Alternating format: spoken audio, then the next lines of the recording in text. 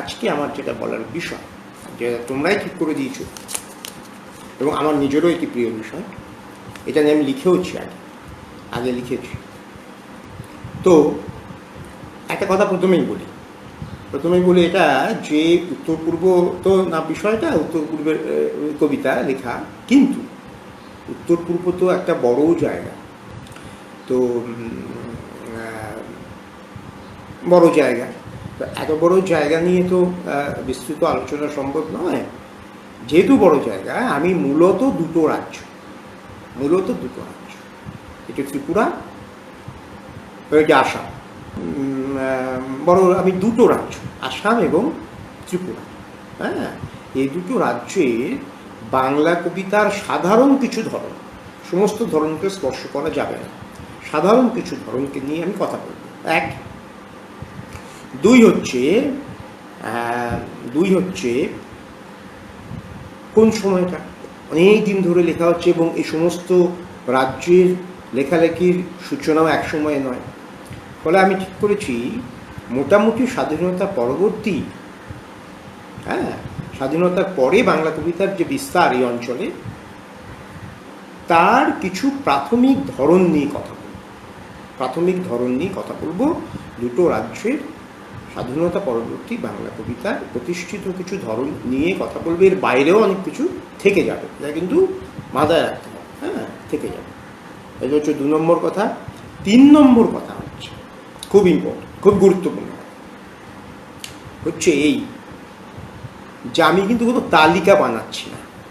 হ্যাঁ, উপস্থিত দেখো, আমি কিন্তু কোনো তালিকা বানাচ্ছি না, কবিদের তালিকা বানানোর কোনো সুযোগ বা সামর্থ্য বা ইচ্ছা আমার নেই। এই জন্য যে এত কবি এই অঞ্চলে লেখালেখির সঙ্গে যুক্ত বহুদিন ধরে আছেন এবং তারা এত ভালো ভালো সমস্ত অসামান্য সমস্ত রচনার আমাদের দিয়েছেন উপহার, যে তাদের সবার কথা বলা সম্ভব না। তালিকা কিন্তু আমি বানাচ্ছি, হ্যাঁ, এটা কিন্তু আমাকে আগে বলে নিতে হলো। আমি শুধু কয়েকটি সাধারণ প্রবণতা নিয়ে কথা বলব। আচ্ছা, এবারে শুরু করি। প্রথম কথা হচ্ছে এই যে একটু আগে বললাম, এত বড় জায়গা, সাধারণত একটা পাড়ার মধ্যেও যদি 5 জন কবি থাকে, সেই 5 জনের ধরন আলাদা হয়, লেখালেখির ধরন আলাদা হয়, তাই না? একটা শহরের মধ্যেও যদি 100 জন কবি থাকে, তাদের প্রত্যেকের রচনার ধরন আলাদা হওয়াটাই স্বাভাবিক। ফলে এত বড় একটা অঞ্চলের যারা লেখালেখি করছেন, তাদের লেখালেখির মধ্যেও তো অনেক রকম ব্যাপার থাকবে। তাদের বিষয়ে আলাদা হবে, তাদের ভঙ্গি আলাদা হবে, তাদের বিন্যাস আলাদা হবে, তাই না? তাদের দর্শন আলাদা হবে, তাদের ভাবনা চিন্তা আলাদা হবে। কারো ছন্দের আশ্রয় এক একজনের এক এক রকম হবে বলে কোনো একটা নির্দিষ্ট ধরনে কিন্তু এই অঞ্চলের কবিতাকে ধরা যাবে, এটা আমরাও জানি, এখানে যারা শুনছেন তারাও আমার চেয়ে ভালো জানে।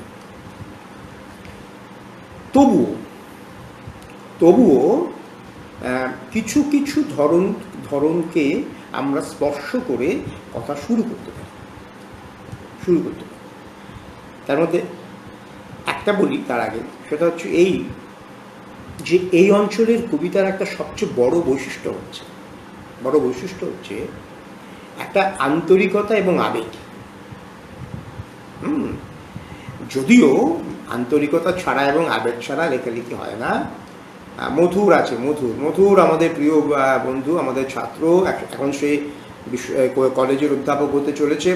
মধুর ভালো থেকে, তো আবেগ এবং আন্তরিকতা ছাড়া কোনো লেখা হয় না। কিন্তু এই অঞ্চলের আবেগ এবং আন্তরিকতার তীব্রতাটা অনেক বেশি বলেই ত্রিপুরার মানুষ বাংলাদেশের মুক্তিযুদ্ধের সঙ্গে যুক্ত মানুষের সাহায্যের জন্য, সহমর্মিতার জন্য দাঁড়িয়ে পড়েন। এই আবেগের, এই আন্তরিকতার তীব্রতার জন্য বরাক উপত্যকার মানুষ নিজের ভাষাকে রক্ষা করার জন্য, নিজের ভাষার মর্যাদা রক্ষা করার জন্য, নিজের ভাষাকে ভালোবেসে বুলেটের সামনে দাঁড়িয়ে পড়ে। এই আবেগ, এই আন্তরিকতার কথা মাথায় রেখে আমাদের কথা শুরু করতে হবে। শুরু করতে গিয়ে আমি যে বলেছিলাম, সাধারণ কিছু সূত্র আছে যে সূত্র দিয়ে এই অঞ্চলের কবিতার কিছুটা যুক্ত করা যায়। তার একটা হচ্ছে দেশভাগ। দেশভাগ আমরা জানি, বাঙালিরা দেশভাগের ছোবল বাঙালিদের কিভাবে নিহত করেছে, বাঙালিদের কিভাবে বিপর্যস্ত করেছে, বাঙালিদের কিভাবে ধ্বংস করেছে, সেটা আমরা জানি। সব অঞ্চলের বাঙালিদের এই বিপর্যয়ের মধ্যে যেতে হয়েছে। কিন্তু উত্তর পূর্বের বাঙালিদের এই ঘটনা, দেশভাগ, আরো নির্মমভাবে আক্রমণ করেছে। সেটা আমরাও জানি, এই অঞ্চলের মানুষজনও ভালো জানেন, নির্মমভাবে আক্রমণ করেছে বলে দেশভাগ এই অঞ্চলের কবিতা, দেশভাগের প্রভাবে এই অঞ্চলের কবিতার কিছু নির্দিষ্ট ধরন তৈরি হয়েছে। দেশভাগ এই অঞ্চলের কবিদের মধ্যে এমনভাবে আছে, এমনভাবে ধরা পড়েছে যেটার ধরনটা অন্য যে কোনো অঞ্চলের এই ধরনের কবিতার ধরনের থেকে নির্মমভাবে আলাদা। যেমন উদাহরণ দিতে হবে, উদাহরণ না দিলে হবে না। উদাহরণ দিচ্ছি, মধুমিতা আছে, মধুমিতা থেকেও ভালো, মধুমিতা আমাদের আরেক প্রিয় বন্ধু। যেমন উদাহরণ দিই, হ্যাঁ প্রচুর উদাহরণ আছে। তার আগে বলি আরো একটা কথা আগে বলে নেওয়া দরকার, সেটা আমার লেখা আছে। সেটা হচ্ছে এই যে ত্রিপুরায় তো বিভিন্ন সম্প্রদায়ের মানুষ আছে, তো এই বিভিন্ন সম্প্রদায়ের মানুষের মধ্যে সম্পর্ক, সেটা আবার ত্রিপুরার কবিতার একটা আলাদা লক্ষ্য। এখানে মৃণাল আছে, মৃণাল জানে আমার চেয়ে ভালো। তো সেই বিভিন্ন সম্প্রদায়ের মানুষের সম্পর্ক ত্রিপুরার কবিতার আবার একটা আলাদা লক্ষ্য। যেভাবে ব্রহ্মপুত্র উপত্যকায় যারা বাংলা কবিতা লেখে, তাদের মধ্যে সেখানেও বিভিন্ন সম্প্রদায়ের, বিভিন্ন জাতির, বিভিন্ন ভাষাভাষীর মানুষ আছে। তাদের মধ্যে সম্পর্কটা সেখানকার কবিতাকে আবার আরেকটা মাত্রা দিয়েছে। আবার বরাক উপত্যকায় মাতৃভাষাকে রক্ষা করার জন্য একটা মন সবসময় জাগ্রত থাকে বলে বরাক উপত্যকার কবিতায় এই মাতৃভাষার প্রতি, মাতৃভাষার সম্মানের প্রতি, মাতৃভাষার সম্ভ্রমের প্রতি জাগ্রত একটা মনের প্রভাব সবসময় থাকে। হ্যাঁ, এইগুলো আমাদের মাথায় রাখতে হবে। এইগুলো বললাম, এইবারে আমি কবিতার অংশে চলে যাব। এই এতগুলো যে কথা বললাম, এতগুলো বৈশিষ্ট্য, এতগুলো ধরন, এতগুলো প্রভাব, এতগুলো বিষয়, এতগুলো ঘটনার প্রভাব এই অঞ্চলের কবিতায় কীভাবে পড়েছে, আমি এবার কবিতা ধরে প্রচুর কবিতা আছে, অসামান্য কিছু কবিতা আছে। আমি আমার আলোচনার শেষে একটি কবিতা পড়ব, ওই রকম সুসময় বাংলা কবিতা, আমি বাংলা কবিতার গত 50 বছরের ইতিহাস মনে রেখেই বলছি, ওই রকম সুসময়, ওই রকম স্বনির্বন্ধ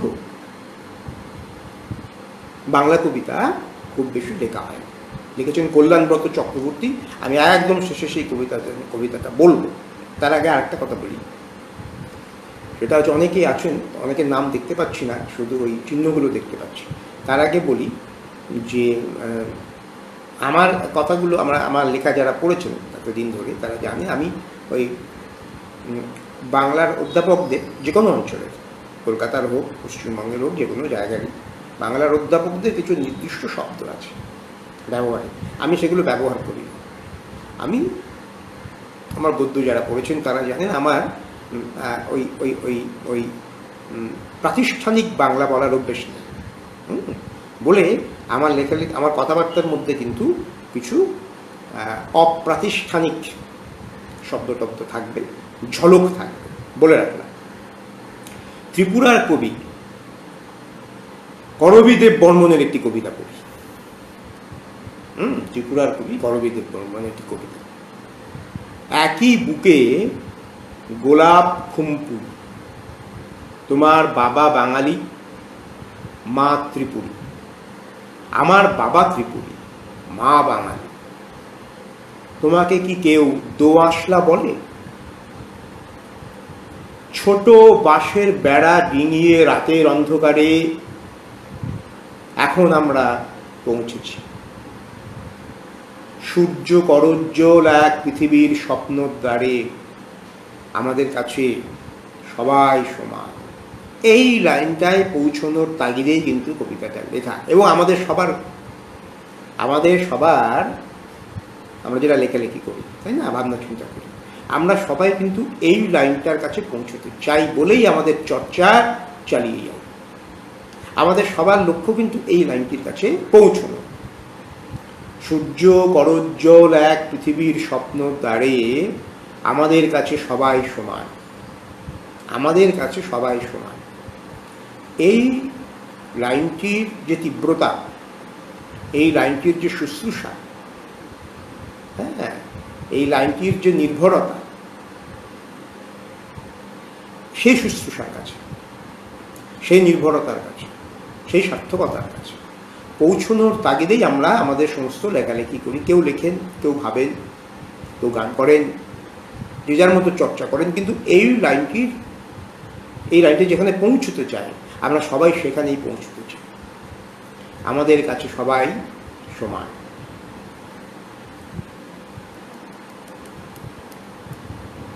আরেকটা কথা বলি, সেটা হচ্ছে সন্ত্রাস বা হানাহানি, বিপর্যয়। এটা সারা ভারতবর্ষের মতো ত্রিপুরাতেও ছিল, এখন সম্ভবত নেই, ত্রিপুরাতেও ছিল। হ্যাঁ, এই সন্ত্রাস, এই পীড়ন, এই হানাহানি ত্রিপুরার বহু কবিতায়, আমি বেশ পরপর কয়েকটা কবিতা আপনাদের পড়ে শোনাবো, বহু কবিতায় ধরা পড়েছে। কবিরা সচেতনভাবেই হোক বা অগোচরেই হোক, যে সময়ে বসে আছেন, যে সময়কে স্পর্শ করে আছেন, সেই সময়কে তাদের লেখার মধ্যে ধারণ করেন। অনেকে সচেতনভাবে করেন, অনেকের লেখায় তাদের অগোচরই হয়তো এসে যায়। যেমন ত্রিপুরায়, হ্যাঁ, সত্যজিৎ বলেছে, একদম ঠিক বলেছেন স্যার, ঠিক আছে। ত্রিপুরায় সলিল কৃষ্ণ দেববর্মন, বিজন কৃষ্ণ চৌধুরী, শঙ্খপল্লব আদিত্য, রামেশ্বর ভট্টাচার্য, স্বপন সেনগুপ্ত, সেলিম মুস্তাফা, কল্যাণব্রত চক্রবর্তী সহ আরো অনেকের কবিতায় এই ক্ষত নানাভাবে ধরা পড়েছে। বিজন কৃষ্ণ চৌধুরীর 1980 নামে একটি কবিতা আছে, সেখানে তিনি বলছেন, যাচ্ছ যাও, কি রেখে দিয়ে গেলে, ফিরে তাকাবে কি? ম্লান মুখ শিশু, হৃদ সর্বস্ব পিতা, সন্তানহারা মা, ছিন্ন মস্তা গৃহশ্রেণী। কি চমৎকার, কি অসামান্য একটি চিত্রকল্প। ছিন্ন মস্তা গৃহশ্রেণী আর হৃদয়ের ভিত ঝনঝনিয়ে ওঠা কঙ্কাল। যাচ্ছ যাও, কি রেখে দিয়ে গেলে, ফিরে তাকাবে কি? যে অসহায়তা, যে বিপন্নতা, এই লাইনটির মধ্যে রয়েছে, এই অংশটির মধ্যে আছে। হ্যাঁ, সেটা আমাদের মর্ম স্পর্শ করে। আবার বলছি, আর একটা কবিতা বলছি, স্বপন সেনগুপ্তের কবিতার নাম মালবিকা রায়ের মৃত্যুতে।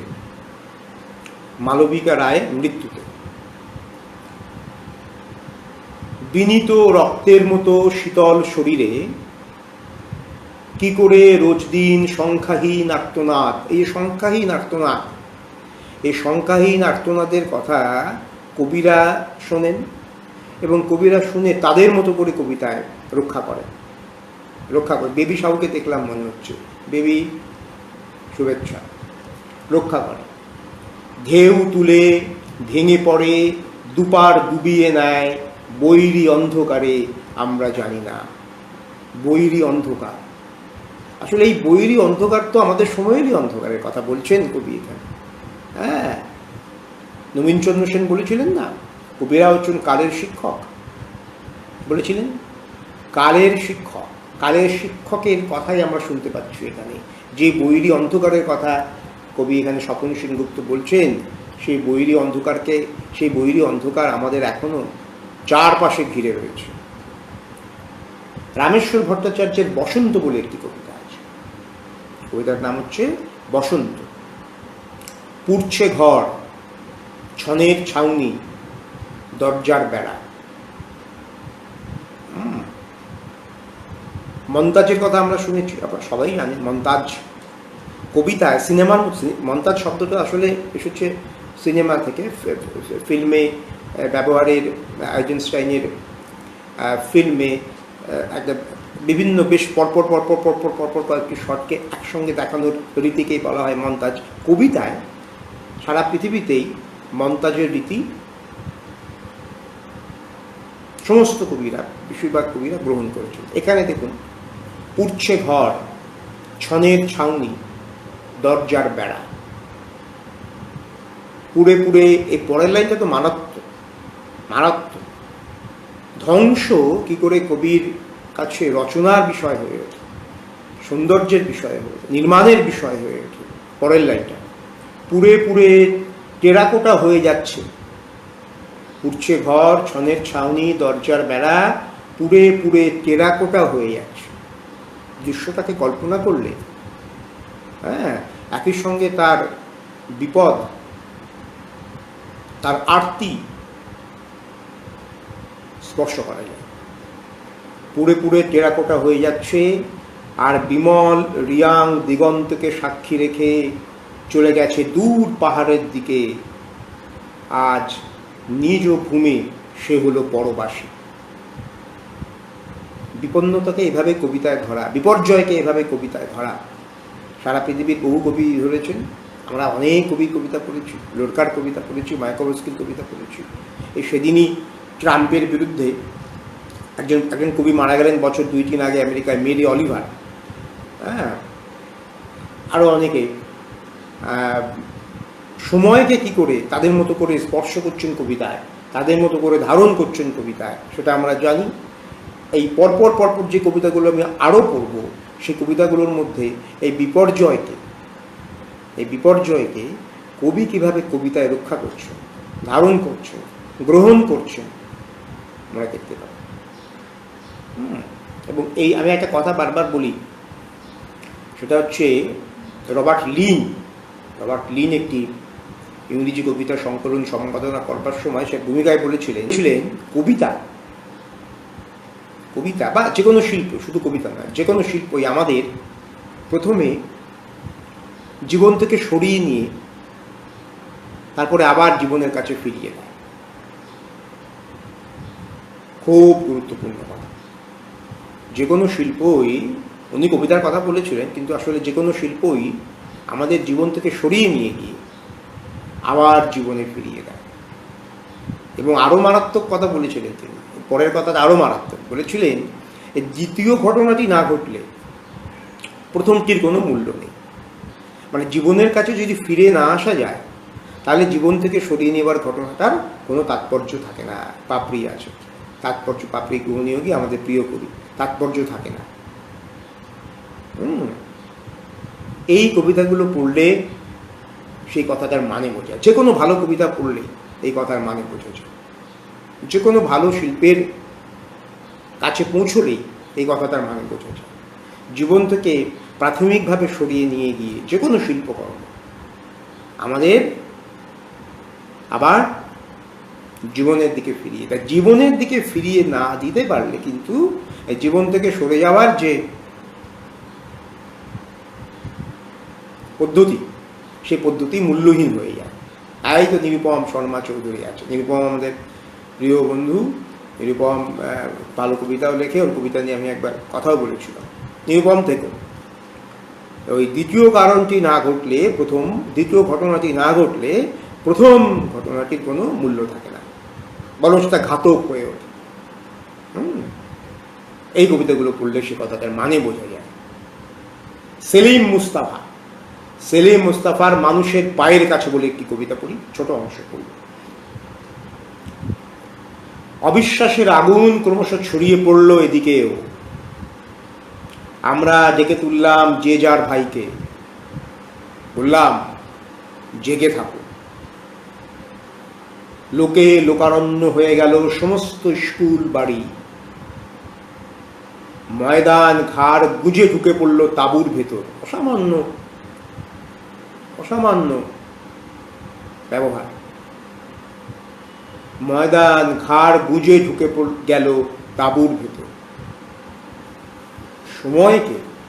সময়ের ধারালো সময় কি করে কাটছে আমাদের, কি করে আহত করছে, নিহত করছে আমাদের, সেটা এইভাবে না বললে তো বোঝা যাবে না, তাই না? কিছুদিন আগে নজরুল প্রসঙ্গে এরকমই একটি আলোচনায় আমি বুদ্ধদেব বসুর একটা কথা উল্লেখ করেছিলাম। বুদ্ধদেব বসু বলেছিলেন নজরুল সম্পর্কে যে নজরুল কালের কণ্ঠে গানের যে মালা পরিয়েছেন তা ছোট কিন্তু অক্ষয়। তার মানে উনি বলতে চাইলে নজরুল শুধু গান নেই, নজরুলের গানের কাছে আমাদের ঋণ। এবং বারবার বলেছেন অত উচ্চকণ্ঠ কবিতা যে নজরুল লিখেছেন, নজরুলের কবিতা শুরু খুব ভালো করেন, শেষ করতে পারেন না, সবসময় তিনি উচ্চকণ্ঠ হয়ে কথা বলেন। উচ্চকণ্ঠ কবিতার ধারা সারা পৃথিবীতেই আছে, তো সারা পৃথিবীতেই আছে। আমি যখন কোনো অন্যায়ের বিরুদ্ধে কথা বলবো, আমি তো ফিসফিস করে কথা বলতে পারবো না, আমাকে তো গলা চড়িয়েই কথা বলতে হবে, তাই না? তো উচ্চকণ্ঠ কবিতার ধারা পৃথিবীতে কম নেই। শুধু কবিতা নয়, উচ্চকণ্ঠ বলার ধারা, উচ্চকণ্ঠ প্রতিবেদনের ধারা বাংলায় সারা পৃথিবীতে কম নেই, প্রচুর আছে। তার জন্য একটা লেখাকে নস্বাত করে দেওয়ার কোনো মানে নেই। এই কবিতাগুলো তো উচ্চকণ্ঠ। আচ্ছা, কবিতা ভালো লাগছে আর কি। সমরজিৎ, ওই সত্যজিৎ বলেছে, নিরুপমও বলছে। শুভেচ্ছা নিরুপম। তো উচ্চ গলা না একটু তুললে আমি প্রতিবাদ করবো কি করে? প্রতিবাদের ধরনটার মধ্যে একটু চড়া সুর সবসময় থাকে। খেয়াল রাখতে হবে সেই চড়া সুরটা যেন আমার নিয়ন্ত্রণে থাকে, সেই চড়া সুরটা যেন আমাকে গ্রাস না করে ফেলে। আমি যেন সেই চড়া সুরটা যে আমি যে গলা চড়িয়ে কথা বলছি তার মধ্যে যেন আমার সচেতনতা কাজ করে, তাই না? সচেতনতা কাজ করে, আমি নিয়ন্ত্রিতভাবে যেন কথা বলতে। গলা তো চড়াতেই হবে। এই কবিতাগুলোতে তো গলা চড়ানো আছে বলবার, আমার কথাকে শক্তি দেবার জন্য, সামর্থ্য দেবার জন্য আমাদের কথা অনেক সময় গলা তুলে কথা বলতে হয়। আমি আগের দিনে বলেছিলাম বুদ্ধদেব বসুর, আমি তো খুব অনুরাগী, ওর উপরে আমার কিছু বইও আছে, কিন্তু বুদ্ধদেব বসুর দুটি প্রবন্ধ সঙ্গে আমি কিছুতেই সহমত হতে পারি। একটা হচ্ছে এই নজরুল নিয়ে, আরেকটা হচ্ছে মধুসূদন দত্ত। মধুসূদন দত্ত নিয়ে ওই লেখাটির নাম উনি দিয়েছিলেন মাইকেল।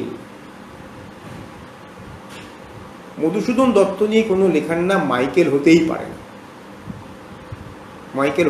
না, কারণ মধুসূদন দত্তের লেখার মধ্যে যে আবেগ, যে সুষমাময় আবেগ সমস্ত লেখার মধ্যে আছে, সেটা বুদ্ধদেব খেয়ালই করতে পারেন। কিন্তু একই কথা বলেছেন নজরুল সম্পর্কে, যা বলেছেন মাইকেল সম্পর্কে তাই বলেছেন, চড়া, খুব চড়া। বিপ্লব কুমার মন্ডল আছে, বাহ দেখো, খুব চড়া গলা, খুব চড়া নয়। যে কোনো চড়া সুরের মর্মে যে অশ্রুত গমক থাকে, সেই গমকটাকে রক্ষা করেছেন মধুসূদন এবং নজরুল এবং আমাদের এই সময়ের সমস্ত কবিরা। আজকে যাদের কবিতা নিয়ে আলোচনা করছি তারাও। এটাকে আমাদের বুঝতে হবে।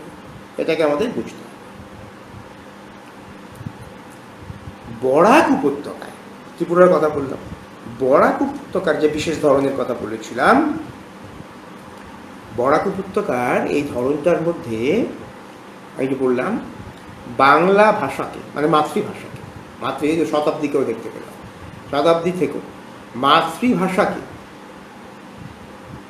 রক্ষার জন্য, মাতৃভাষার সম্ভ্রম রক্ষার জন্য, হ্যাঁ, মাতৃভাষার মর্যাদা রক্ষার জন্য একটা মন সবসময় জাগ্রত থাকবে বলেছিলাম। হ্যাঁ, শতাব্দী দেখেছি, দেখো একটা মন সবসময় জাগ্রত থাকে বলেছিলাম।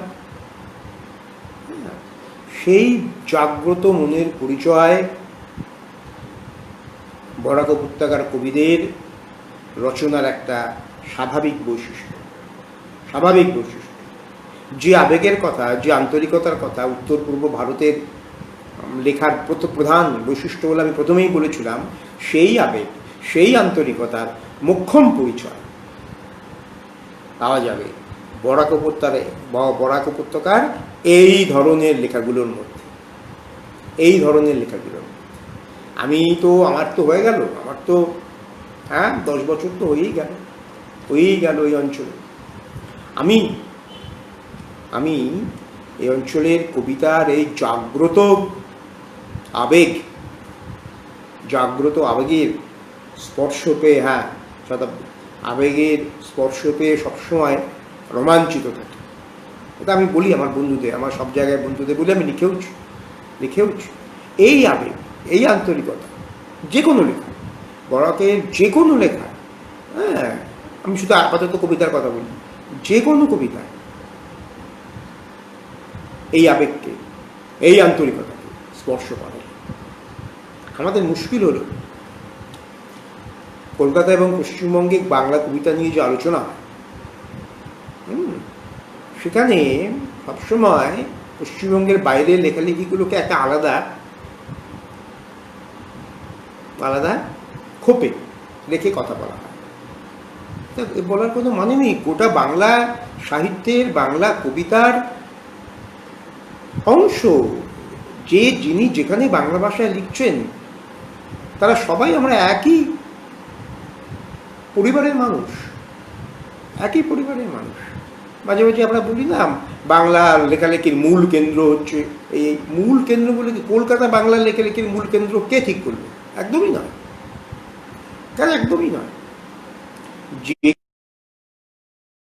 আমাদের এই উত্তর পূর্ব ভারতে কল্যাণব্রত চক্রবর্তীর মতো লেখক আছে, শক্তিপদ ব্রহ্মচারীর মতো লেখক আছে, সেখানে এটাই বা মূল কেন্দ্র হবে না কেন?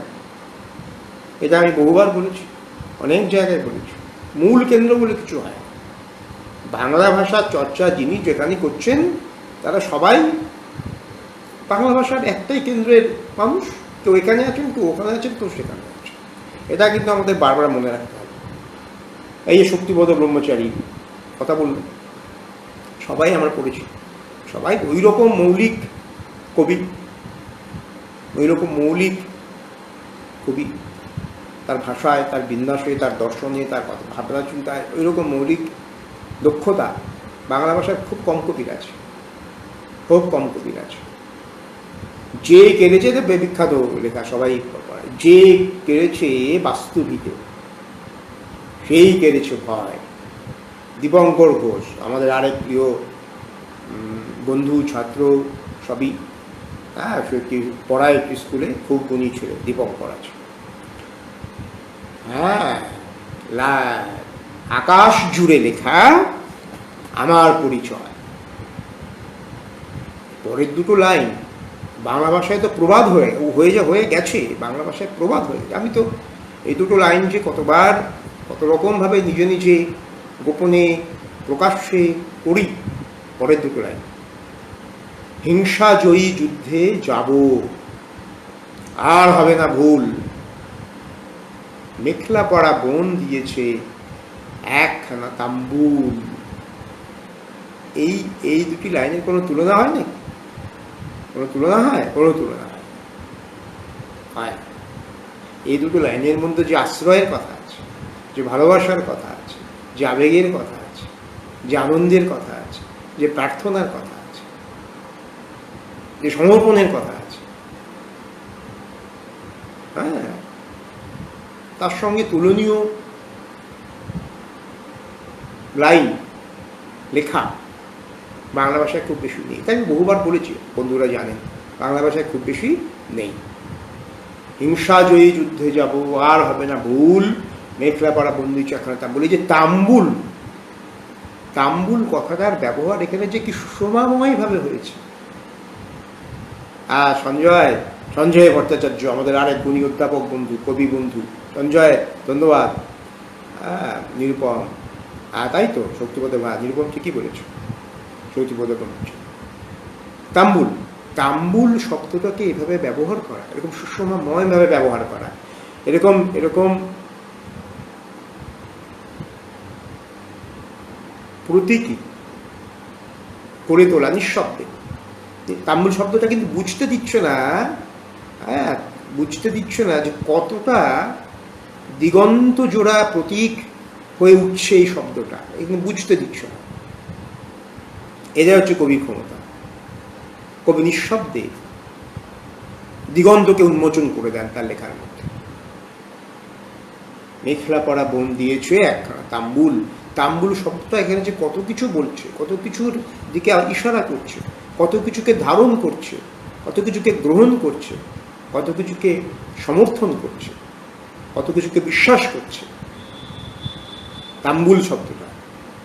হ্যাঁ, সেটা আমাদের যারা কবিতার মন নিয়ে আমরা পড়ি তারা আমরা বুঝতে পারছি। এই তাম্বুল শব্দটাই এই গোটা কবিতাটাকে, কবিতার ডানাটাকে মেলে দিয়েছে, ছড়িয়ে দিয়েছে, ছড়িয়ে দিয়েছে। হ্যাঁ, সর্বজিৎ, বাহ, এই তো সর্বজিৎ এসে গেছে, ধন্যবাদ। হবে আমাদের প্রিয় বন্ধু সর্বজিৎ। আচ্ছা, বললাম শক্তিপদ ব্রহ্মচারীর কথা, কবিতা বললাম।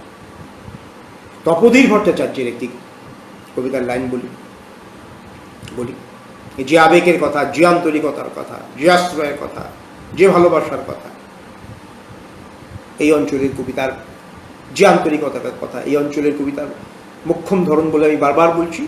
সেই আবেগ, সেই আন্তরিকতা, সেই আশ্রয়, সেই ভালোবাসা এখানেও আছে। তপোধীর ভট্টাচার্য আমাদের সবার প্রিয় মানুষ, অধ্যাপক, প্রাবন্ধিক এবং কবি। কবিতার কথাই বলছি। শীতের অর্ণি এই ভাষা, আর সালামের কমলার জেগে থাকা চোখ এই ভাষা, গিরিশের বা, মাঝে মাঝে এই যে গিরিশের বা, আগের লেখাটির মধ্যে শক্তিপদ ব্রহ্মচারীর কবিতায় তাম্বুল শব্দটা যে কাজ করেছে, তপোধীর ভট্টাচার্যের কবিতার এই অংশে গিরিশের বা কথাটা সেই একই কাজ করছে, সে একই কাজ করছে। একটা কবিতায় একটা দুটো শব্দ বা একটা দুটো অংশ, একটা দুটো লাইন, একটা দুটো ব্যবহার সেই কবিতাটাকে তৈরি করে, সেই কবিতাকে রক্ষা করে, সেই কবিতাটাকে ধারণ করে, সেই কবিতাটাকে আমরা 10 বছর পর যখন সেই কবিতার কথা বলবো, বা 10 দিন পরে যখন কবিতাটার কথা বলবো, তখন এই শব্দটার সূত্র দিয়ে আমরা এই কবিতাটার মধ্যে প্রবেশ করব। বুদ্ধদেব বসু জীবনানন্দের কবিতা আলোচনা করতে গিয়ে, বিখ্যাত আলোচনা, সবাই পড়েছিল, একটা জায়গায় বলেছিলেন, একটা কবিতার অংশ তুলে একটা দৃশ্যের বর্ণনা দিচ্ছেন জীবনানন্দ। সেখানে তার একটা অংশে বলছেন, বিয়োবার দেরি নাই, হ্যাঁ, বিয়োবার দেরি নাই। হ্যাঁ, একটা দৃশ্য, একটা মাঠ কথা বলছেন, দেখে মনে হচ্ছে তার বিয়োবার দেরি নাই। বুদ্ধদেব বসু বলেছিলেন এই শব্দটা এর আগে বাংলা ভাষায় উচ্চারিত হওয়া সম্ভব ছিল না। এই বিয়োবার শব্দটা দিয়ে উনি ওই কবিতাটাকে ধরতে চেয়েছেন, বুঝতে চেয়েছেন, প্রবেশ করতে চেয়েছেন সেই কবিতার মধ্যে। হ্যাঁ, এরকম অনেক কবিতার মধ্যে এক একটা শব্দ থাকে, এক একটা অংশ থাকে, এক একটা লাইন থাকে, যে লাইনগুলো সেই কবিতাকে চিহ্নিত করে, সেই কবিতার কাছে ফিরে আসার সূত্র তৈরি করে দেয় পাঠকের জন্য, আবার ফিরে আসার জন্য। তপোধীর ভট্টাচার্যের এই বা, তারপরে আমাদের শক্তিপদ ব্রহ্মচারীর তাম্বুল শব্দটা হচ্ছে সেই কাজ করছে, সেই কাজ করছে। আসামের ব্রহ্মপুত্র উপত্যকা যারা কবিতা লিখছেন তাদের সমস্যাটার ধরনটা আবার তাদের তাদের তাদের তাদের লেখার মধ্যে আবার আরেকটা ধরন আছে। আচ্ছা, সেটা হচ্ছে সেখানে যে বিভিন্ন ভাষার মানুষেরা আছে তাদের মধ্যে যে সম্পর্কের যে আহ্লাদ, সম্পর্কের যে আশ্রয়, সম্পর্কের যে নানা রকম ধরন, সেই ধরনগুলো তাদের লেখার মধ্যে আবার ফিরে ফিরে বারবার বারবার আসছে। যেমন অনেকের লেখার মধ্যে এটা আছে। ঊর্ধ্বেন্দু দাস, প্রমোদ রঞ্জন সাহা, সঞ্জয় চক্রবর্তী সহ আর অনেকের লেখার মধ্যেই সেই ধরনটা আছে। ঊর্ধ্বেন্দু দাসের কবিতার বইয়ের নামগুলো লক্ষ্য করুন। ঊর্ধ্বেন্দু দাস, বিষণ্ণ পরবাস, নির্বাসন নয়, ঘরে তার ফেরা বা না ফেরা, এই লজ্জা তোমার আমার। বইয়ের নামগুলো কিন্তু বুঝিয়ে দিচ্ছে যে তাদের সময়ের ধরনটা কি। তো এই যে নামগুলো, বিষণ্ণ পরবাস, নির্বাসন নয়, ঘরে তার ফেরা বা না ফেরা, এই লজ্জা তোমার আমার, এই যে নামগুলো কিন্তু ধরিয়ে দিচ্ছে তাদের তাদের কবিতার আশ্রয় কি, তাদের কবিতার কাকে কি স্পর্শ করতে চাইছে, কোন কথা বলতে চাইছে, কোন সমস্যাকে ধরতে চাইছে, নামগুলোই বুঝিয়ে দিচ্ছে। বিষণ্ণ পরবাস কবিতায় একটা প্রকৃতির কথা বলে, প্রকৃতির একটা ছবির কথা বলে তারপরেই ঊর্ধ্বেন্দু দাস লিখছেন, অরণ্যে কাঁপন লাগে,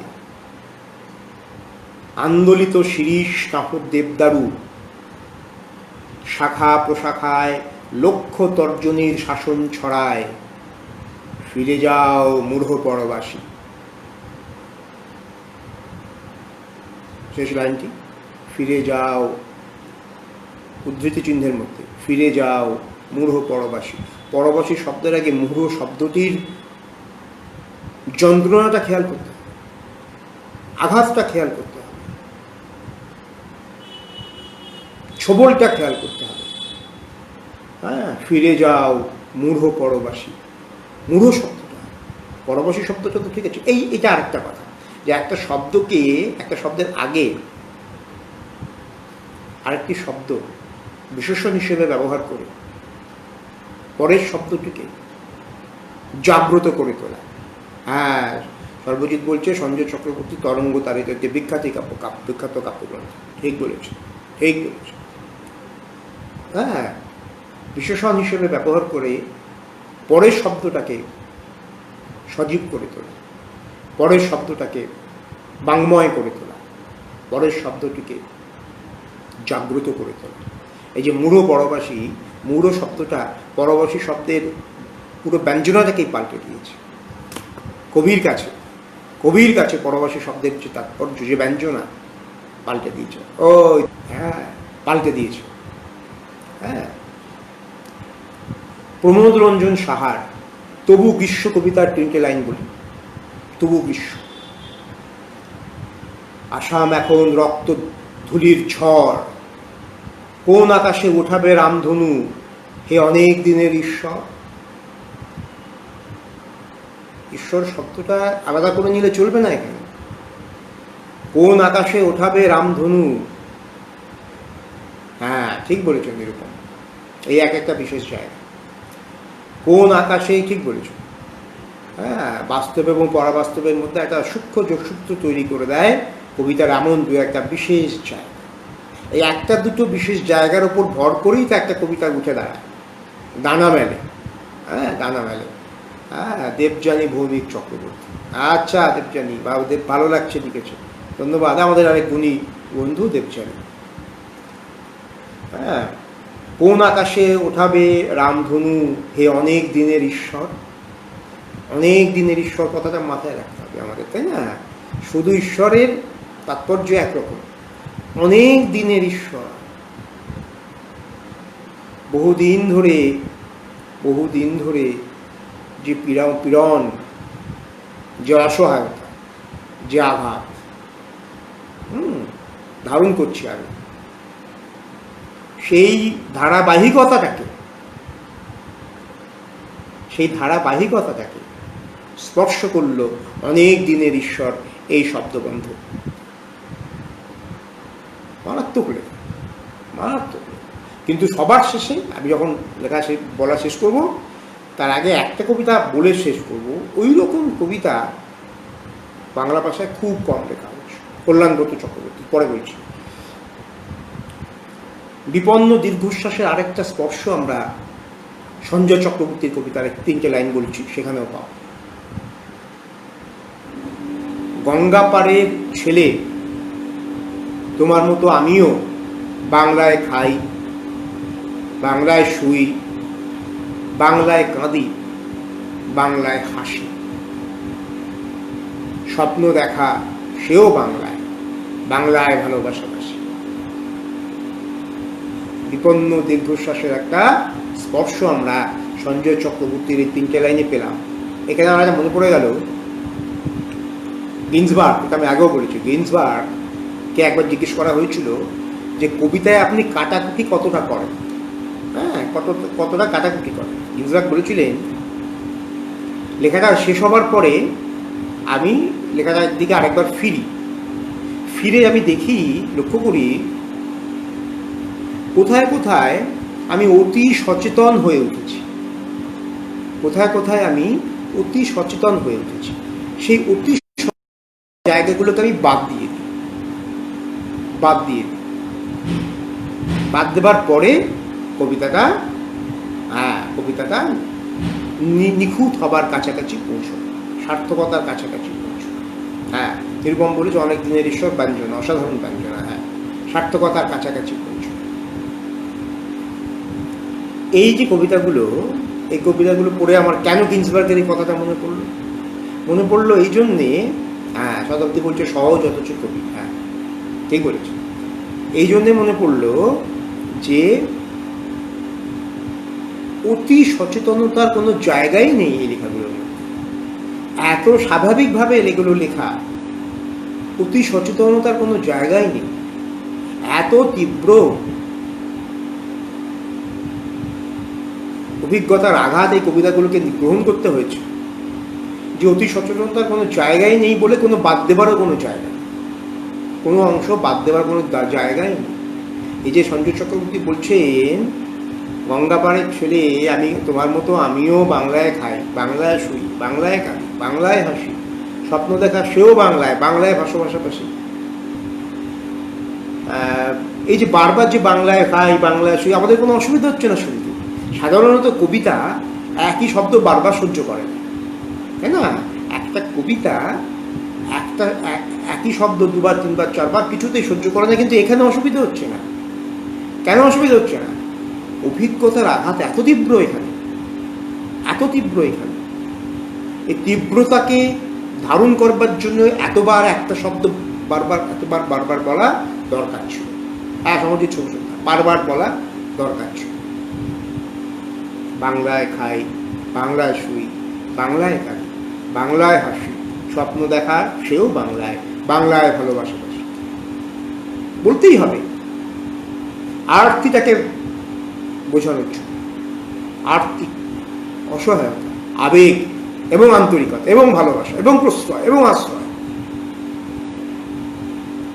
বোঝানোর জন্য, এই জন্য বাংলায় এই শব্দের পুনরাবৃত্তির প্রয়োজন ছিল। আমাদের কোনো অসুবিধে হচ্ছে বলে এই এতবার ব্যবহার করা সত্ত্বেও কোনো অসুবিধে হচ্ছে না। এবারে দেশভাগের কথা বলছি। দেশভাগ এই অঞ্চলের কবিতার বিষয়কে একটা সাধারণ সূত্রে বেঁধে রেখেছে। যে কোনো বাঙালির লেখাকেই বেঁধে রেখেছে। আসলে এই অঞ্চল বলে না, যে কোনো বাঙালির লেখালেখিকেই দেশভাগ নির্মমভাবে, হিমবন্ত সাহা বলছে, খুব সুন্দর আলোচনা, ধন্যবাদ হিমবন্ত। যে কোনো বাঙালির লেখালেখিকেই, তাই না, যে কোনো অঞ্চলে বাঙালির ভাবনাকেই নির্মমভাবে বেঁধে রেখেছে দেশভাগ।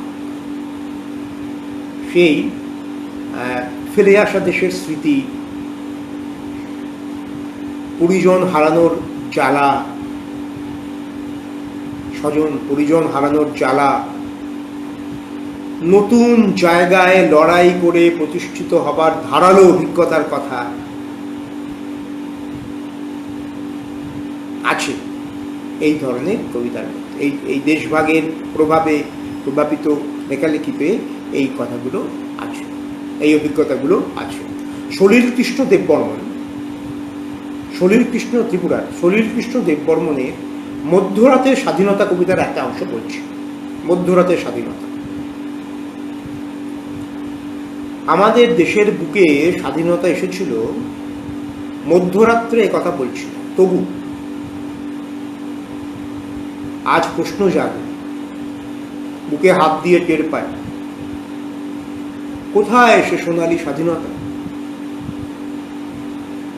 নাকি সব ভুলে গেছি, কোথায় রেখেছি তারে?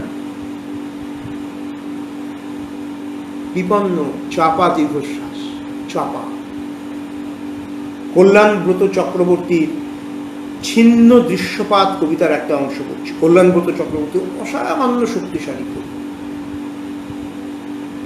যে অঞ্চলে কল্যাণব্রত চক্রবর্তী বরাক উপত্যকায়, প্রয়োজন হয় বরাক উপত্যকায় শক্তিপদ ব্রহ্মচারী, যে অঞ্চলে এরকম শক্তিশালী কবিরা থাকেন, তারাই তো মূল কেন্দ্র, তারাই তো কেন্দ্রের কবি, তারাই তো কেন্দ্র। কলকাতা, পশ্চিমবঙ্গ মূল কেন্দ্রের কবি, এসব বলার কোনো মানেই হয় না, মানেই হয় না। যিনি যেখানে লিখছেন, বাংলা ভাষায় লিখলে তিনি সে প্রত্যেকটা অঞ্চলের কবি, তিনি বাংলা ভাষার কবি। আমি এখানে লিখছি, সে এখানে লিখছে, সে ওখানে লিখছে, আমি ওখানে লিখছি। কেন্দ্র বলে কিছু হয়, এটা আমি এতদিনে বুঝে গেছি, লিখেও চুপ হয়ে যায় না। কল্যাণব্রত চক্রবর্তী ছিন্ন দৃশ্যপাত কবিতার একটা অংশ।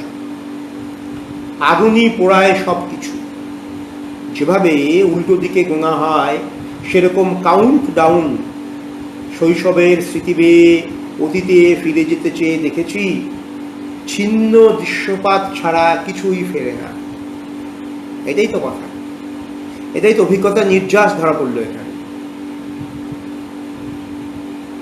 অতীতে শৈশবের স্মৃতি বেয়ে অতীতে ফিরে যেতে চেয়ে দেখেছি, ছিন্ন দৃশ্যপাত ছাড়া কিছুই ফেরে না। এই ছিন্ন দৃশ্যপাত বাঙালির অতীত চারণার ফসল। ছিন্ন দৃশ্যপাত, দেশভাগ তুলাসী মূলে ফিরে যাবার কি প্রবল আগ্রহ। বিজয়বাবু, বিজয় ঘোষ লিখেছেন, খুব ভালো আলোচনা, ঋদ্ধ হচ্ছে। ধন্যবাদ, নমস্কার বিজয়বাবু। বিজয় ঘোষ অত্যন্ত গুণী মানুষ, অঙ্গীকার বলে একটি পত্রিকা দীর্ঘদিন ধরে সম্পাদনা করছেন, খুব গুণী কবি বিজয়বাবু, বিজয় ঘোষ। বিজয়বাবুকে নমস্কার। পীযূষ রাউতের আরেকজন খুব শক্তিশালী কবি, পীযূষ রাউতের আমরা কয়েকজনের জন্য বলে একটি কবিতার একটা অংশ বলছি। আমরা কয়েকজনের জন্য চিরকাল বাস স্টপে দাঁড়িয়ে থাকবো। পার্থক্য আছে, পার্থক্য। আমরা কয়েকজনের জন্য চিরকাল বাস স্টপে দাঁড়িয়ে থাকবো। দীর্ঘশ্বাস। যেমন দেশের বাড়িতে নৌকোর জন্য প্রতীক্ষমান মা ও আমি ও ছোট ভাই নদী তীরে উদ্দাম হাওয়ার মধ্যে। চিরকালীন যে বাস স্টপের কথা পীযূষ রাউত এই কবিতায় বলেছেন, সেই চিরকালীন বাস স্টপ আমাদের সবার একটা গোপন গন্তব্য, গোপন কিন্তু অবধারিত গন্তব্য। এই চিরকালীন যে বাস স্টপের কথা পীযূষ রাউত কবিতায় বলেছেন না, তাই না? আমাদের সবার গোপন এবং অবধারিত একটি গন্তব্য হচ্ছে আমরা কয়েকজনের জন্য চিরকাল বাস স্টপে দাঁড়িয়ে থাকব। যেমন দেশের বাড়িতে নৌকোর জন্য প্রতীক্ষমান মা ও আমি ও ছোট ভাই নদী তীরে উদ্দাম হাওয়ার মধ্যে। এই চিরকালীন বাস স্টপের কথা পীযূষ রাউত এই কবিতায় যে সমিতভাবে উচ্চারণ করলেন, তার জন্য তার প্রতি আমরা কৃতজ্ঞ, পাঠক হিসেবে কৃতজ্ঞ।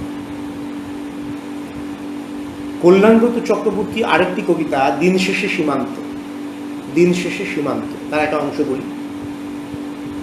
শৈশবের সখা এই বিল, পুরনো গ্রামের রেখা ডান দিকে বেঁকে গিয়েছে অনেক দূর, আগের চেয়ে যেন আরেক রকম।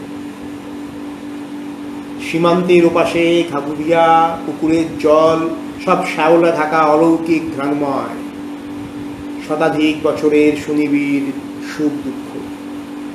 এসব ছেলে তো আমাদের চলে আসা, আমাদের মানে আমি নিজে হয়তো প্রত্যক্ষভাবে আসিনি, কিন্তু আমাদের আমাদের প্রজন্ম, আমাদের আগের প্রজন্ম, আমাদের যে ঐতিহ্য, সেই ঐতিহ্য তো ছিন্নমূল হয়ে এসেছে, তাই না? সেই ছিন্নমূল ঐতিহ্যের কথা এখানে বলা আছে। যে গিন্সবার্গের কথা বলছিলাম, গিন্সবার্গ বলেছিলেন যে অতি অতি অতি সচেতন যেখানে যেখানে আমি হয়ে উঠেছি সেগুলো আমাকে বাদ দিয়ে দিতে হবে কবিতা লেখার পরে। এই অংশগুলোতে কোনো অতি সচেতনতা নেই, পুরোটাই স্বাভাবিক স্বাভাবিক সচেতন উচ্চারণ। বরাক উপত্যকার কবিতাতেও দেশভাগ বলেছিলাম, দেশভাগ কিভাবে সমস্ত বাঙালিকে নির্মমভাবে বেঁধে রেখেছে। যে কোনো বাঙালি, যে কোনো বাঙালি, যে কোনো সচেতন বাঙালিকেও, অচেতন বাঙালিকেও রেখেছে। কিন্তু বাঙালি তো আমরা ধরেই নেবো সাধারণভাবে সচেতন, যে কোনো সচেতন বাঙালিকে ধরে রেখেছে। বরাক উপত্যকার কবিতাতেও পাবো। এই যে কবিতাটা বলছি, অংশটা বলছি, বাংলা ভাষার সবচেয়ে সফল কবিতাগুলোর একটি।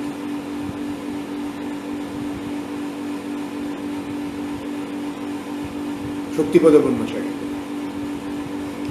আমাদের গ্রাম থেকে শহর ছিল 25 মাইল দূরে। আমরা স্বপ্নে ছাড়া ট্রেন ও মোটর গাড়ি দেখিনি বহুদিন। স্বপ্নে ছাড়া ট্রেন ও মোটর গাড়ি দেখিনি বহুদিন। 3 বাঘ উজানের একজন হোমিওপ্যাথ 7 ইঞ্চি শিশিতে করে সাদা জলের ওষুধ দিতেন আমাদের। কি কি কি কি প্রখর একটা ছবি। 3 বাঘ উজানের একজন হোমিওপ্যাথ 7 ইঞ্চি শিশিতে করে সাদা জলের ওষুধ দিতেন আমাদের।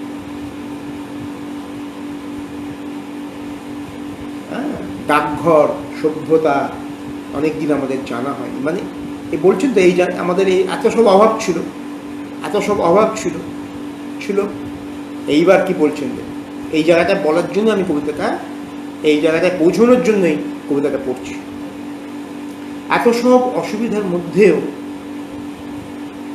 আমাদের ত্রিসীমানায় একটি নদী ছিল।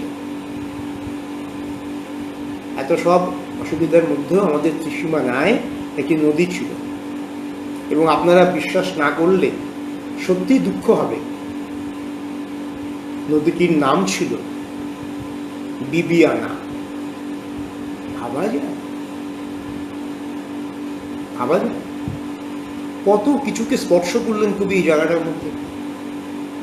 নদীর নামটা কি মারাত্মকভাবে আমাদের বিভিন্ন সম্প্রদায়ের মানুষকে নিয়ে স্বাভাবিক বেঁচে থাকা, স্বাভাবিক বেড়ে ওঠা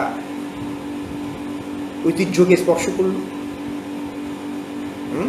এত সব অসুবিধার মধ্যেও আমাদের ত্রিসীমানায় একটা নদী ছিল, এবং আপনারা বিশ্বাস না করলে সত্যি দুঃখ হবে, নদীটির নাম ছিল বিবিয়ানা।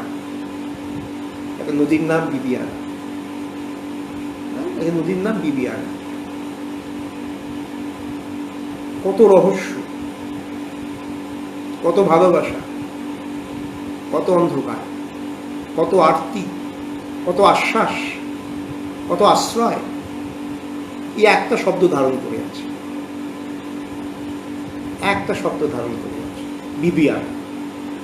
আপনারা বিশ্বাস না করলে সত্যিই দুঃখ হবে, নদীটির নাম ছিল বিবিয়ানা। এরকম কবিতা পড়লে না মনে হয় পুণ্যার্জন হলো। শত পাপ করলেও এরকম একটা কবিতা যদি পড়ার সুযোগ হয়, মনে হয় সব পাপ ধুয়ে গেল, সমস্ত পাপ ধুয়ে গেল। আপনারা বিশ্বাস না করলে সত্যি দুঃখ হবে, নদীটির নাম ছিল বিবিয়ানা।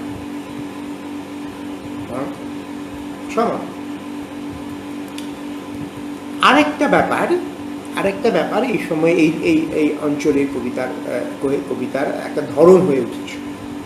সেটা হচ্ছে কখনো কলকাতা, কখনো গোটা দেশ, কখনো কলকাতা, কখনো গোটা দেশ, এখানকার অনেক কবিতা একটা চরিত্র হিসেবে উঠে আসে, যে চরিত্রের সঙ্গে আমি কথা বলছি, যে চরিত্রের সঙ্গে আমার মোলাকাত ঘটছে, যে চরিত্রের সঙ্গে আমার বিনিময় ঘটছে, গোটা দেশ বা কলকাতা উঠে আসে। কখনো অভিমানের মুদ্রায়, কখনো অনুযোগের ভঙ্গিতে,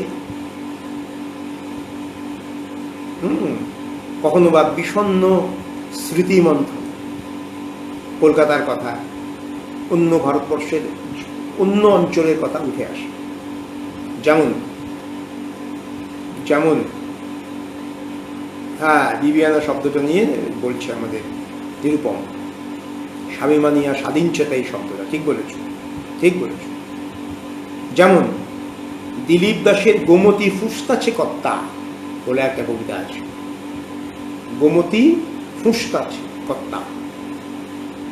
ইদা আপনার, কবিতাটা পড়ছে একটা অংশ পড়ছি, ইদা আপনার দণ্ডক ঘাগরা না, ইদা গোদাবরী কুশিও না, নর্মদা বিপাশা কিংবা যমুনাও না, ইদা গোমতী কর্তা, গঙ্গার সদর বইন, দেখতে ছোট কিন্তু ভিতরে বেজায় টান কর্তা, কাছে গেলেই টের পাইবে নাইগা।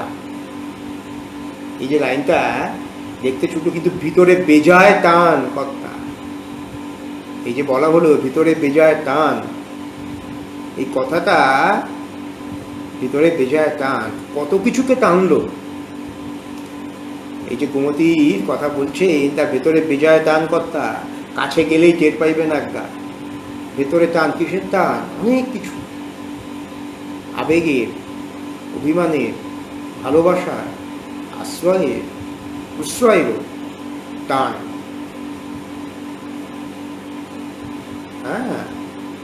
সেই টানের কথা বলা হলো, দেখতে ছোট কিন্তু ভিতরে বিজয় টান কর্তা, কাছে গেলেই টের পাইবে না। একটা অসাধারণ কবিতা, অসাধারণ। পীযূষ রাউতের একটি প্রাচীন চিত্র কবিতায় দেশভাগের আগে কলকাতা শিলচরের সম্পর্কের স্মৃতি ধরা পড়েছে।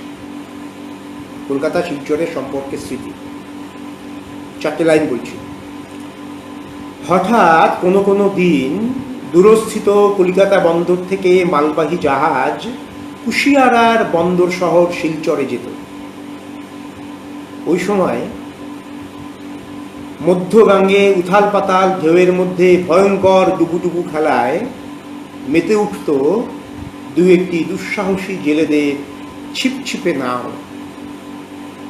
প্রসন্ন ভঙ্গিতে এই আগের দিলীপ দাসের কবিতাদের মধ্যে যেমন একটা তীব্রতা আছে, পীযূষ রাউতের এই কবিতার এই অংশে তীব্রতাটা নেই, একটা প্রসন্ন স্মৃতিরোমন্থন আছে, প্রসন্ন আছে, কিন্তু ঈষৎ দীর্ঘশ্বাসের স্পর্শও কিন্তু পাওয়া যাচ্ছে, তাই না?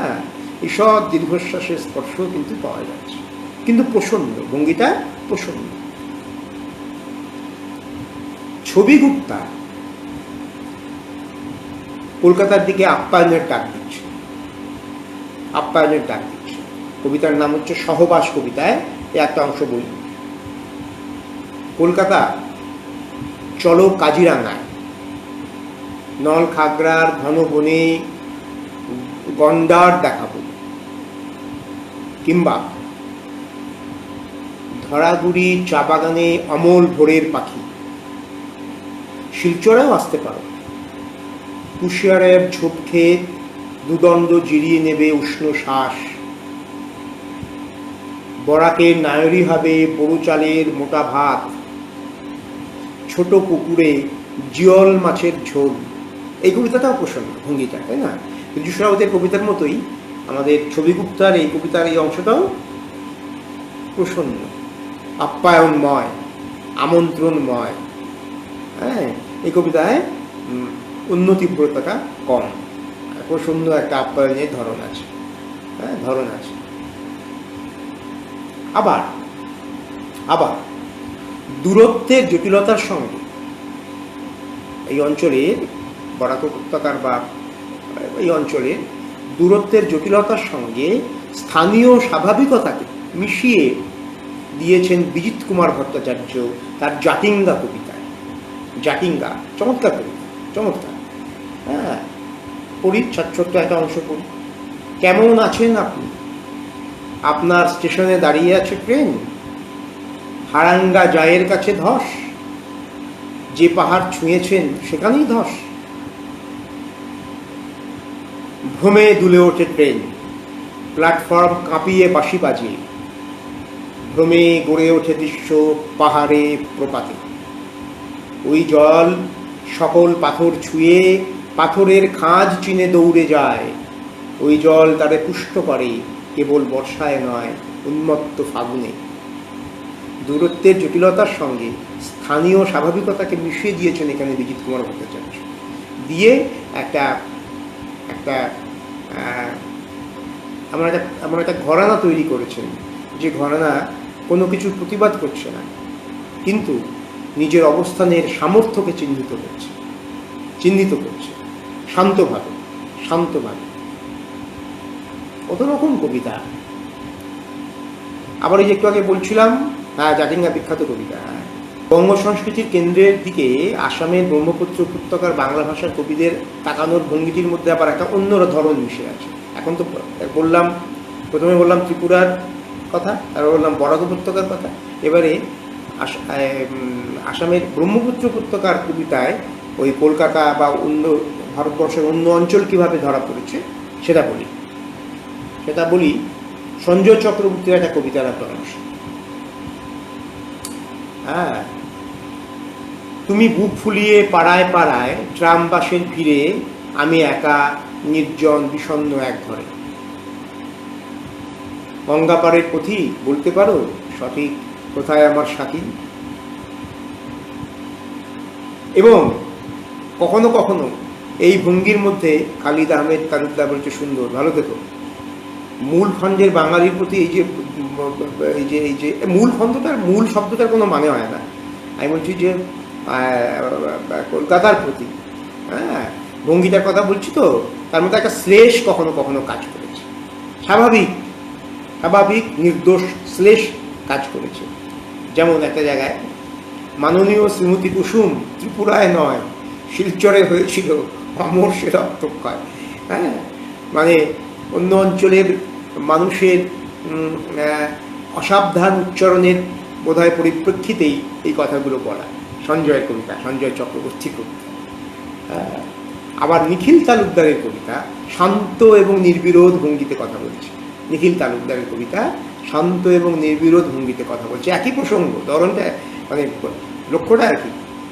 ঠিকানা আমার একটাই, মহাবাহু ব্রহ্মপুর, লিখে নাও, যদি সময় পাও এসো। কথা খেয়াল করতে হবে, যদি সময় পাও এসো। ওখানে ভালো থাকা যায় জানতে চেয়েছে অনেকেই, আমি তো বেশ আছি, 16 আনা কুশল। এটাও একটা ধরন, এটাও একটা বক্তব্য, এটাও একটা ভঙ্গি। এই আমি বারবার বলছি, একটা পাড়ার 5 জন কবির মধ্যেই কত বৈচিত্র্য থাকে, কত ধরনের মধ্যে কত বিভিন্নতা থাকে, তাই না? তো এত বড় একটা অঞ্চল, এতগুলো রাজ্য, তো সেই রাজ্যের এত কবি কবিতা লিখছেন, তাদের মধ্যে বৈচিত্র্য থাকবে না, বিভিন্নতা থাকবে না? এই বিভিন্নতাটাই তো এই অঞ্চলের সম্বল। এই বিভিন্নতা, এই বৈচিত্র্যের যে ঐশ্বর্য, সেই ঐশ্বর্যই তো এই অঞ্চলের কবিতার সম্বল। এই ঐশ্বর্যকে স্পর্শ করতে হবে। আমি প্রায় 10 বছর হয়ে গেল এই ঐশ্বর্যকে স্পর্শ করার লক্ষ্যে কাজ করে চলেছি। হ্যাঁ, শতদল, হ্যাঁ ঠিক আছে। হ্যাঁ, সঞ্জয় তো খুব ভালো লেখা। এই যে কবিতাটা কথা বলছিলাম না, বলবো, এত ভালো বাংলা, এত এত এত সুষমাময়, এত নিখুঁত, এত শান্ত, এত স্বাভাবিক বাংলা কবিতা গত 50 বছরের বাংলা কবিতার ইতিহাস মনে রেখেই বলছি খুব কম লেখা হয়েছে। এবার যে কবিতাটা বলবো, এখনই বলে নিচ্ছি, ভেবেছিলাম শেষে বলবো, শেষ তো প্রায় হয়ে গেল। শেষে বলবো, এখনই বলে নিচ্ছি, যেহেতু আমি এই কলকাতা বা পশ্চিমবঙ্গ বা অন্য ভারতবর্ষের অন্য অঞ্চলের প্রসঙ্গ কিভাবে এই অঞ্চলের কবিতা এসেছে সেটা বলছি, তো সেই প্রসঙ্গে এই কবিতাটার কথা বলে নিই। কল্যাণব্রত চক্রবর্তীর কবিতা। কবিতাটার নাম হচ্ছে পুরাতন অ্যালবাম। অসামান্য কবিতা, এত ভালো। এই যে বলছি, বারবার বলছি এক কথা, এত স্বাভাবিক বাংলা কবিতা, এত নিখুঁত বাংলা কবিতা, এত এত আশ্রয়ময় বাংলা কবিতা, এত সুষমাময় বাংলা কবিতা, গত 50 বছরের বাংলা কবিতার ইতিহাস মাথায় রেখে বলছি, খুব কম লেখা হয়েছে, খুব কম। অল্প একটা অংশ বলছি। কবিতার নাম হচ্ছে পুরাতন অ্যালবাম, কবির নাম হচ্ছে কল্যাণব্রত চক্রবর্তী। শঙ্খ তোর মাকে বল, ভঙ্গিটার মধ্যেই কত একটা একটা স্বাভাবিক একটা ধরন আছে, কত আন্তরিক একটা ধরন আছে, হ্যাঁ, কত অপ্রাতিষ্ঠানিক একটা ধরন আছে। আমার কথা মধ্যে যেমন একটা অপ্রাতিষ্ঠানিক ধরন আছে, অধ্যাপকের মতো আমি বলি না, বলতে পারি না, তেমনি এই কবিতাটার মধ্যে একটা অপ্রাতিষ্ঠানিক ধরন আছে। শঙ্খ তোর মাকে বল, বুটিদার চাদর দুখানা সেই কবে দেবীপুর মেলায় কিনেছি, কি করে হারালো আজ ট্রেন থেকে নামার আগেই। অমন শখের স্মৃতি হারাবার ইচ্ছে কারো থাকে, অথচ কি করে সব পরিচিত ঐশ্বর্য হারায়। অফিস ছুটির পর ফুটপাতে দারুণ ভিড় ঠেলে ঘরের চৌকাঠ ছুতে রোজ রোজ দেরি হয়ে যায়। ভাবা যায় কি কবিতা, ভাবা যায় কি কবিতা। অমন শখের স্মৃতি হারাবার ইচ্ছে কারো থাকে, অথচ কি করে সব পরিচিত ঐশ্বর্য হারায়। পরিচিত ঐশ্বর্য হারানোর কথা কি বেদনাময়, অথচ অথচ নিরলস ভঙ্গিতে এখানে বললেন কবি কল্যাণব্রত চক্রবর্তী। অফিস ছুটির পর ফুটপাতে, হ্যাঁ হ্যাঁ সেই শতদল বলছি, দেখি তো বৈচিত্র্য বিভিন্নতা তো আছে। অফিস ছুটির পর ফুটপাতে দারুণ ভিড় ঠেলে ঘরের চৌকাঠ ছুতে রোজ রোজ দেরি হয়ে যায়। দিগন্ত জোড়া কবিতা, দিগন্ত জোড়া কবিতা। এই যে দারুণ ভিড় ঠেলে, সচেতন পাঠক খেয়াল করবেন, অফিস ছুটির পর ফুটপাতে দারুণ ভিড় ঠেলে, দারুণ ভিড় শব্দগুলোকে কিন্তু একসঙ্গে মিলিয়ে পড়তে হবে, নাহলে ছন্দটা থাকবে না। ছন্দটাকে এমন কৌশলে ভেঙে আবার জুড়ে দিলেন কবি এখানে, যে সচেতন পাঠক খেয়াল করবেন, অফিস ছুটির পর ফুটপাথে দারুণ ভিড় ঠেলে, এই দারুণ ভিড়ের যে গতি, গতি আক্রান্ত গতি, সেই আক্রান্ত গতির লয়টাকে দারুণ ভিড় ছন্দের মধ্যে ধরে দিয়েছেন লেখক এখানে। দারুণ ভিড়, এখানে তো 4 মাত্রা হবে, দারুণ ভিড় ধরলে তো 5 দাঁড়াচ্ছে, কিন্তু দারুণ ভিড়কে, হ্যাঁ দেখো ঠিকই বলেছে কল্যাণব্রত চক্রবর্তীর কবিতাগুলি আলাদা আলাদা। দারুণ ভিড় দুটো শব্দকে একসঙ্গে করে না নিলে এখানে ছন্দটা থাকবে না। এবং এই যে ইচ্ছে করে লেখক সচেতনভাবে এটা করেছেন। একটা ভিড়ের যে গতি, ভিড়ের গতি তো মানে নয়, সাবলীল নয়, ছুটে যাচ্ছে এমন নয়, ভিড়ের গতি হচ্ছে ক্ষত বিক্ষত, আক্রান্ত, আহত। সেই ভিড়ের গতির লয়টাকে ধরবার জন্য কবি এখানে সচেতনভাবে ছন্দটাকে একটু ছড়িয়ে যুক্ত করে দেওয়ার দাবি জানাচ্ছেন পাঠকের কাছে। আমরা যখন লাইনটা পড়ব, আমরা কিন্তু দারুণ এবং ভিড় দুটো শব্দকে একসঙ্গে করে পড়ব। অফিস ছুটির পর ফুটপাতে দারুণ ভিড় ঠেলে ঘরের চৌকাঠ ছুটে রোজ রোজ দেরি হয়ে যায়। ভিড়ের ছন্দটাকে, ভিড়ের ছবিটাকে, ভিড়ের গঠনটাকে, ভিড়ের গতিটাকে দারুণ ভিড় শব্দের ইচ্ছাকৃত ভাঙনের মধ্যে রক্ষা করে করেছেন এখানে কবি। দারুণ ভিড় শব্দটাকে কিন্তু আলাদা মন নিয়ে পড়তে হবে, তা নাহলে এই মজাটা ধরা যাবে, এই মজাটা বোঝা যাবে, তাই না? শক্তি দত্ত রায়ের কবিতায় পাবো একটি নারীর কথা। কবিতাটার নাম হচ্ছে কবি। এখানেও সেই প্রসঙ্গটা এক। পদ্মা আর ধলেশ্বরীর জলে ধ্রুবতারা ভেসে যায়, শহীদের শবের পাশে সঙ্গী শুধু সপ্তর্ষির ছায়া। কি নির্মম লাইন, কি নির্মম। শহীদের শবের পাশে সঙ্গী শুধু সপ্তর্ষির ছায়া। অথচ শতদ বলছে কবি আর অধ্যাপক বিষয় একাকার, তাই তো ভালো লাগছে, ধন্যবাদ শতদ। অথচ তোমার চোখের জলে চোখ রেখে আমরা অনেক বুঝেছি। মালঞ্চ বেড়ার ধারে ছোট ঘর বেঁধে ওইখানে কবি থাকে, রাধে বাড়ে খায়, শিশুদের জন্ম দেয়, বড় করে, স্বামীকে সানায়। অসামান্য কবি। ওই কবি মন্ত্র দিয়ে পৃথিবীকে শুদ্ধ রাখে, কবিকে খোঁজে না তবু, জানেও না কেউ। বললেন শক্তি দত্ত রায়ের কবিতাটার নাম হচ্ছে কবি। কবিকে নিয়ে, কবিতাকে নিয়ে তো সারা পৃথিবীতে প্রচুর কবিতা আছে, প্রচুর কবিতা আছে। হ্যাঁ, বিদ্যুৎ বসুর একটা বিখ্যাত কবিতাই আছে যেখানে মাছ ধরার সঙ্গে কবিতা লেখার তুলনা করছেন কবি, তাই না? এখানেও অন্যরকমভাবে একদম করা হয়েছে। গঙ্গার এই পরের অংশটা বলি, মালঞ্চ বেড়ার ধারে ছোট ঘর ঘেঁষে বেঁধে ওইখানে কবি থাকে, রাধে বাড়ে খায়, শিশুদের জন্ম নেয়, বড় করে, স্বামীকে সানায়। শব্দটা অসমান শব্দ দুটো, স্বামীকে সানায়, এর চেয়ে ভালো ব্যবহার আর হতেই পারে না। ওই কবি মন্ত্র দিয়ে পৃথিবীকে শুদ্ধ রাখে, কবিকে খোঁজে না তবু, জানে না কেউ। হ্যাঁ, কত রকমের কবিতা আছে এই অংশে, এই অঞ্চলে। বারবার এক কথা বলছি না, যে বাংলা ভাষায় যিনি লিখবেন তিনি যে অঞ্চলেই লিখুন তিনি মূল ভাষারই কবি, মূল অঞ্চলেরই কবি, মূল কেন্দ্রেরই কবি। তিনি শিলচরে লিখলেও তিনি মূল বাংলা ভাষার কবি, আগরতলায় লিখলেও তাই, শিলংয়ে লিখলেও তাই, কলকাতায় লিখলেও তাই, শিলিগুড়িতে লিখলেও তাই, মূল বাংলা ভাষার কবি সবাই। এখন বলে, এটা আমরা সবাই বিশ্বাস করি, বলে আমি তিনটে কবিতার তিনটে লাইন উদ্ধার করছি এই অঞ্চলে, করে বলছি যে কীভাবে বাংলা কবিতার ঐতিহ্যের সঙ্গে এই কবিতাগুলো যুক্ত হয়ে গেছে, এই অঞ্চলের কবিতা যুক্ত হয়ে গেছে। যে কোনো অঞ্চলের কবিতাই বাংলা ভাষার কবিতার ঐতিহ্যের সঙ্গে যুক্ত। তার একটা নমুনা আমি তিনজনের তিনটি কবিতা বলে দেব, আপনারা আমার ব্যাখ্যা করতে হবে না, বললেই বুঝে যাবে। তো তিনটি কবিতা বলছি, তিনজনের বোঝা যাবে যে আমাদের কবিতা ঐতিহ্যের সঙ্গে কিভাবে যুক্ত। প্রথম কবিতাটার অংশটা হচ্ছে রামেশ্বর ভট্টাচার্যের সীতার মৃত্যুতে তিনটি স্তবক বলে একটি কবিতার অংশ।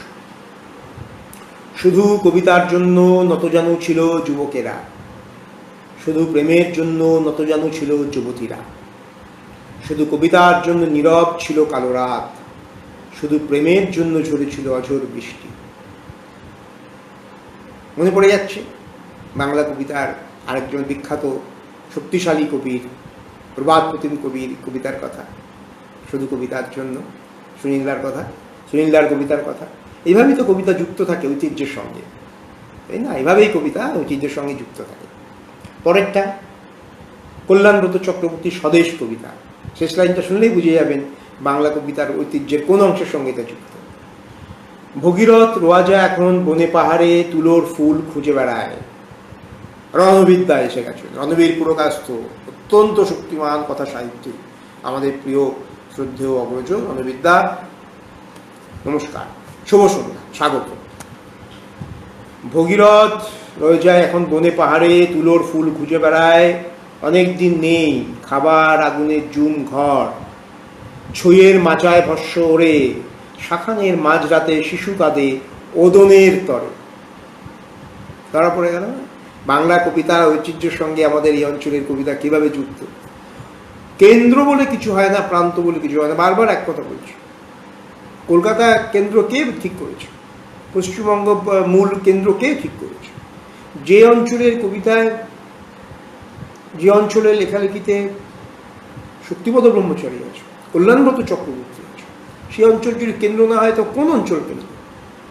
কেন্দ্র বলে কিছু বাঙালি যে ভাষায়, যেখানে বাঙালির কবিতা লিখছে, গল্প লিখছে, গান লিখছে, উপন্যাস লিখছে, নাটক লিখছে, শিল্পচর্চা করছে, সবাই একই অঞ্চলের মানুষ সুরাবাদ। তা বললাম কল্যাণব্রত চক্রবর্তী কথা, আমাদের নিশ্চয়ই সময় শেষ হয়ে এসছে, আমি শেষ করে দেবো। নকুল রায় রক্ত দিয়েছি বলে একটি কবিতা, অংশ বলি। বহুবার রক্ত দিয়েছি মহাকরণে, জাতীয় গ্রন্থাগারে, এবার ভাত দে হারাম জাদা, নইলে তোকেই চিবিয়ে খাবো স্বাধীনতা। এই যে ভাত দে হারাম জাদা, এই কথাটা রূপরাজ, আমাদের আরেক প্রিয় বন্ধু রূপরাজ ভট্টাচার্য, অত্যন্ত গুণী মানুষ, লেখক, অত্যন্ত গুণী লেখক, আমাদের প্রিয় বন্ধু। এই অংশটা, নকুল রায়ের এই অংশটা, ভাত দে হারামজাদা, তিনটি কবিতার কথা আমাকে মনে করায়। বাংলা কবিতার সঙ্গে যে কোনো অঞ্চলের কবিতা বাংলা কবিতার ঐতিহ্যের সঙ্গে যুক্ত। হ্যাঁ, তার সানন্দ প্রমাণ হচ্ছে এই অংশটা। তিনটি কবিতার সঙ্গে কথা মনে পড়ে। একটি হচ্ছে শঙ্খ ঘোষের কবিতা, একটি হচ্ছে মণিভূষণ ভট্টাচার্যের কবিতা, আর এটা হচ্ছে জয়দেব বসুর কবিতা। জয়দেব বসু, আমি এটা আলাদা করে রেখেছি, এইটা বলেই আমি আজকের কথা শেষ করে দেব। এই যে নকুল রায়ের অংশটা কীভাবে আছে, আমাদের শঙ্খবাবুর কবিতা আছে, মণিভূষণের কবিতা আছে, জয়দেব বসুর কবিতা আছে। এই যে ভাত দে হারামজাদা কথাটা সেখানে আছে, যেমন বহু জায়গায় আছে। মণিভূষণ ভট্টাচার্য একটা বলেছিলেন, একটা কবিতা শেষ হচ্ছে এইভাবে, ভাত দে হারামজাদা।